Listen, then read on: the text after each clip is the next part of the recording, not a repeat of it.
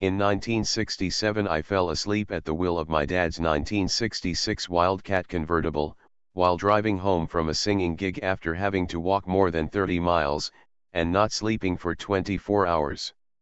I crashed through a big telephone pole, street lights, flipped over a few times, then crashed through a brick wall into a business machine store in New Jersey. When I woke up, the steering wheel was broken in two, and the windshield had a hole in it where my head hit. The metal windshield frame also had a dent in it where my head must have hit. The car looked like a train hit it.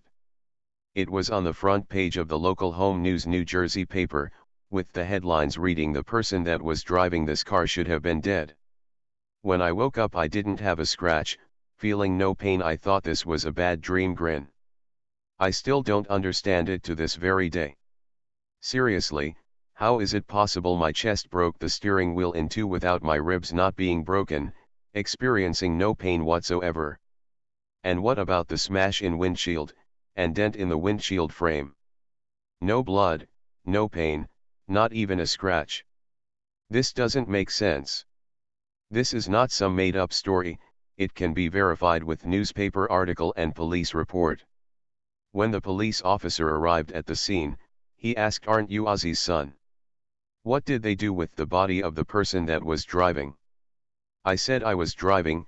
He said, "You've got to be kidding me, you should have been dead. Aren't you hurt?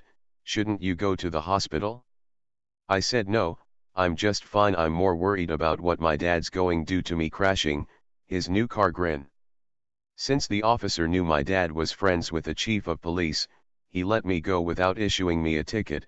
This really made the business owner of the store, county, and electric company furious. Believe it or not, my old girlfriend was working at that store at the time. Soon after, she told me that she had to listen to her boss every day say, "If I ever catch that kid, I'm going kill him." Grin. If I say that it was a miracle, others might say that would be arrogant. Why didn't God save them? That's why it's called a miracle. If it was only this one time, I would say I was just lucky. But wait, there's more. Grin.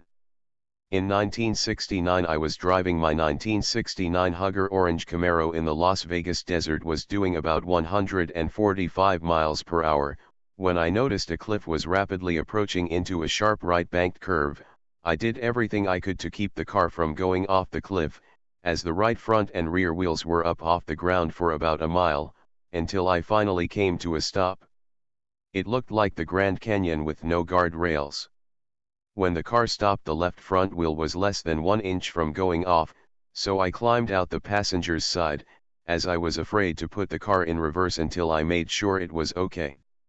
In the mid-70s, while racing my go-kart on an old stock car track in Old Bridge, New Jersey at over 90 miles per hour, I slammed into the wooden guardrails head-on and flew about 10 feet off the ground, yet I came out without a scratch. My wife said it looked funny with flying through the air holding onto the steering wheel, with no go-kart. Grin. What happened was the steering wheel nut came loose and fell off along with the wheel, from the intense vibrations. When I finally landed on the ground, I was worried that the cart might be still in the air and might crash on top of me. Luckily it didn't. Grin. In the 60s, while working underneath my Jaguar XK150, the car fell off the jacks and I managed to escape just in time.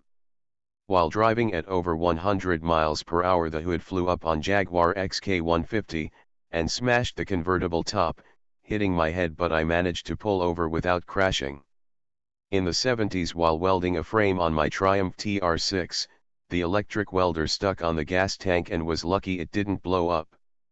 While target practicing at close range in my basement, a bullet ricocheted back and just missed my head by less than an inch.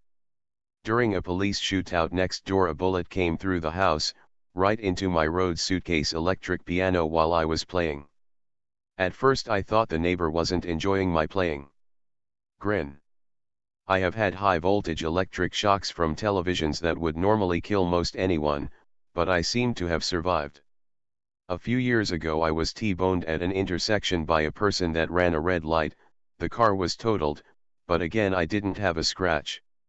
2 years ago, while using a U-Haul hand truck, the bungee cord snapped back and hit my face 1 inch from my eye.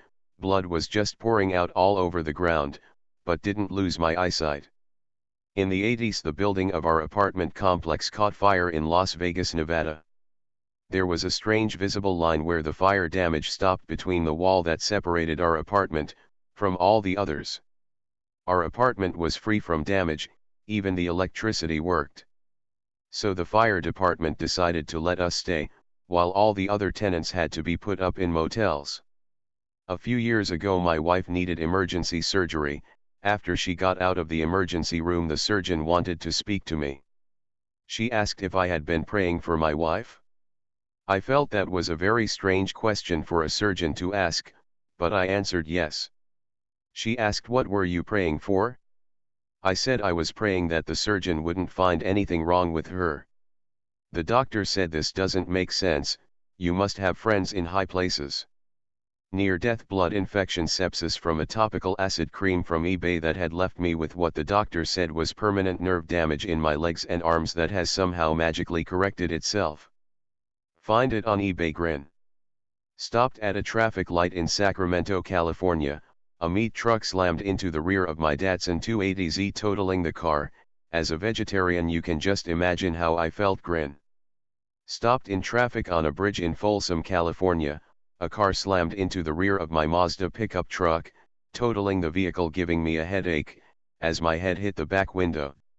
So how is it my head could put a hole in the windshield of my dad's '66 Buick Wildcat convertible, causing no pain or blood, yet I only get a headache with this accident?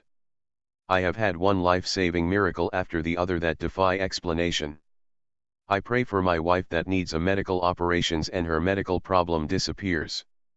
As a songwriter, I wake up from a dream and have a new song, without even having to write it. In day-to-day life I have the answers to the day's questions, in dreams before I am even asked them. We see accidents before they happen on the highway nearly every day. It seems that only when I need to know future events, I am given them. So one might say that I'm strictly on a need-to-know basis. Grin.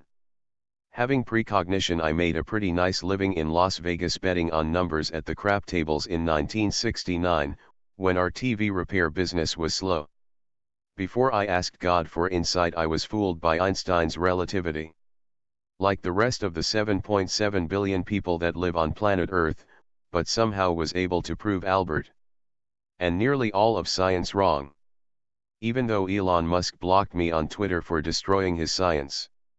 He thinks I should pay him a monthly subscription, cause it's the right thing to do, smiley face.